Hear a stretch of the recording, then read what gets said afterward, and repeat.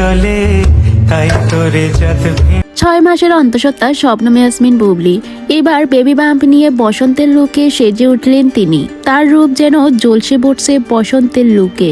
তার baby বাম্পের photoshoot চলছে, গৌতম সাহ রয়েছেন তার সাথে।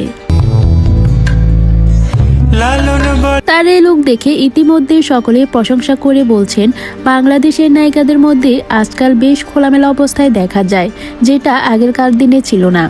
সেটা এখনকার দিনে নায়িকাদের মধ্যে বেশ চর্চিত।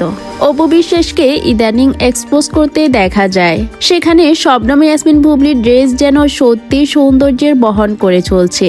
শাকিব খানও চেয়েছেন অভিনেত্রী শবনম ইয়াসমিন বুবলি যেন সর্বদা নিজেকে ঢেকে ঢুকে রাখে।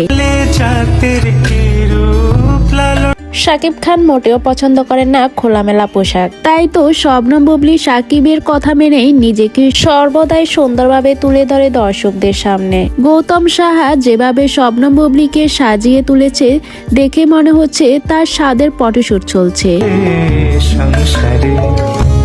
তো ভিউয়ার্স, বুবলিকে বসন্তের লুকে কেমন লাগছে কমেন্ট করে জানাবেন।